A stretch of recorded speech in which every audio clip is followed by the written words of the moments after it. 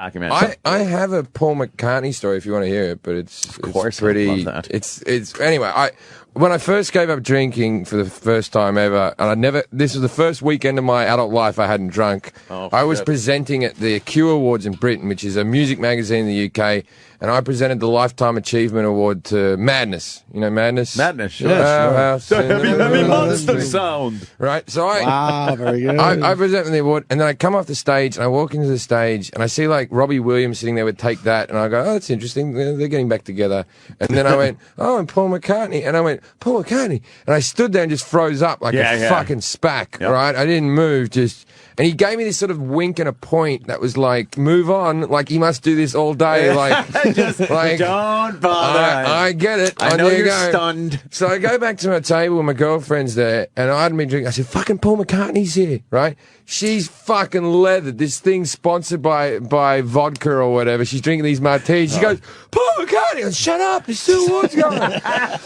later on in the day, after the events were over, my publicist came up to me and they said, and she goes, do you want to go to the goodies room, like the gift room? And I've heard about these in movies where celebrities just walk. You guys have probably had this happen, but I've never. No. Where you walk in and they just give you free shit, like right? thousands of dollars worth of like free shit. Jewelry and shit, jewelry, right? watches, like Rolex sponsors it. And well, shit. that wasn't as big as that, but it was some good stuff, good right? Stuff. So I go in there. First thing I say to my drunk girlfriend is, all right, first of all, we're meant to be here, all right? Let's not get too excited. And anytime someone gives something to you, go, thank you, but don't go, fucking hell, is this free? Right? So I go, we're meant to be here. And she goes, right. We go in, and then, like, the first thing, she's like, look, that's the type of jeans. I shut up. Like a scene. So we go in, we're wandering around. I've left her to her own devices, right? I'm getting in this queue, and I'm waiting to get a pen. There's like a 100-pound pen, right? This thing, and I just got to sign a book. I've got to be photographed with the pen, and there's all these other celebrities waiting for the pen. And I'm standing by Neil Finn. Now, I don't know if you know who Neil Finn is. Neil Finn was the lead singer from Crowded House. The hey now, don't dream it's over. Now in Australia, in Australia, that's a huge band. They're actually from New Zealand, but in Australia, they're as big as you get. And I was standing behind him, and I was like, fucking hell, man, that's Neil Finn.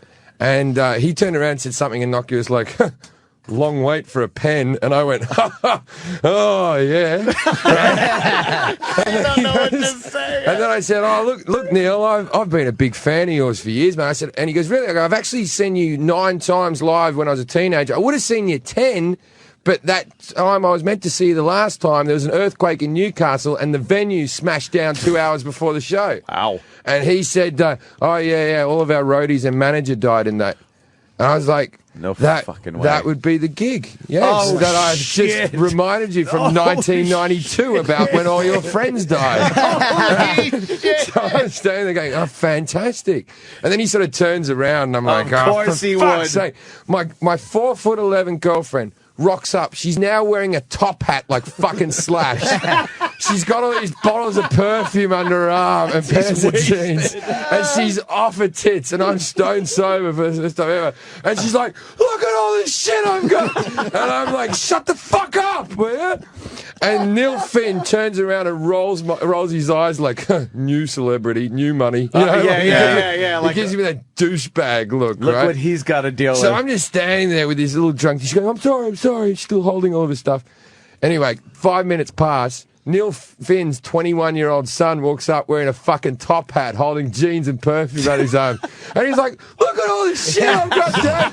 And I roll my eyes at Neil Finn like, At least I get to fuck her. Yeah. So I'm standing there, and then, like, Neil Finn's son turns to Neil Finn and goes, hey, Jim, that's Dad. He goes, hey, Dad, that's Jim Jefferies.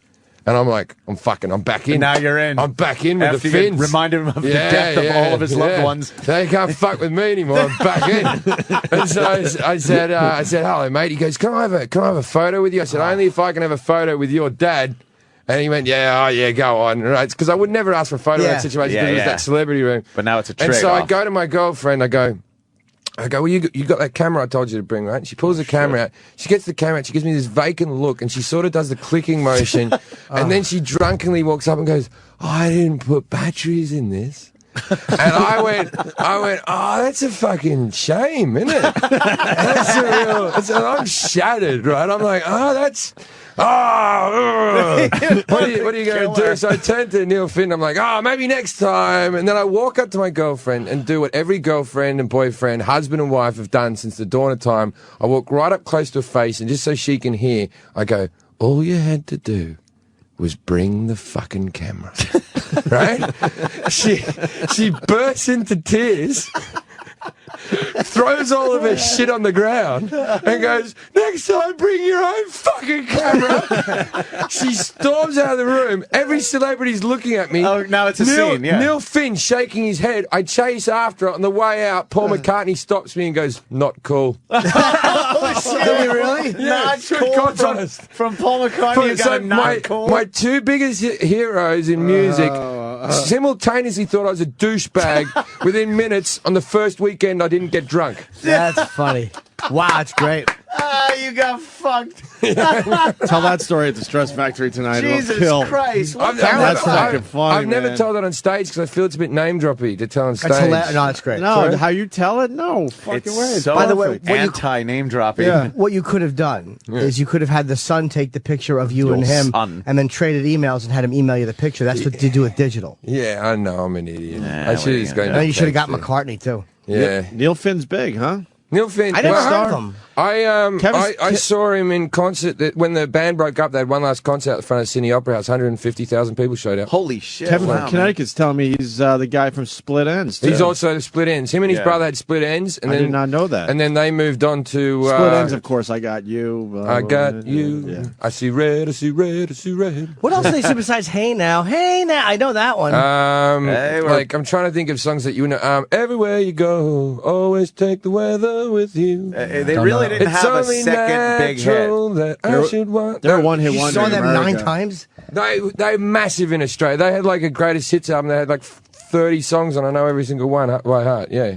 Did they do that? I don't know why. That's That's Split Ends? That's Split Ends. modern. Okay. What's his But song? it's all, Ends. it's all him and his I brother. get frightened. And they You had can they had see a my eyes. They had a You drummer could- called no? Paul Hester who drummed in both of the bands, who was sort of involved in the comedy world, right?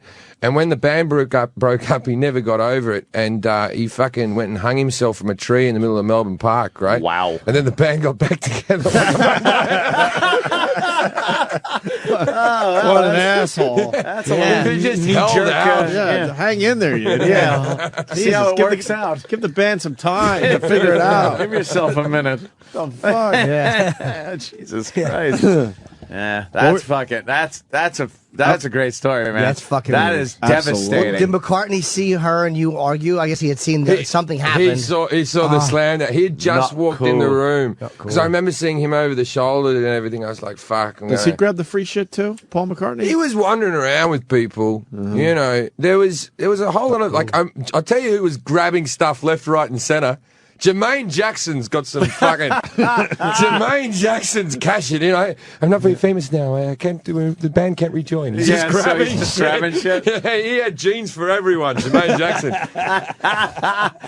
God damn. And you know what's fucked up? You know how much shit Paul McCartney has seen over the years? Yeah. That he probably never said that's not cool? Yeah, yeah. He just saw it and accepted it. But the thing what you were doing wasn't cool.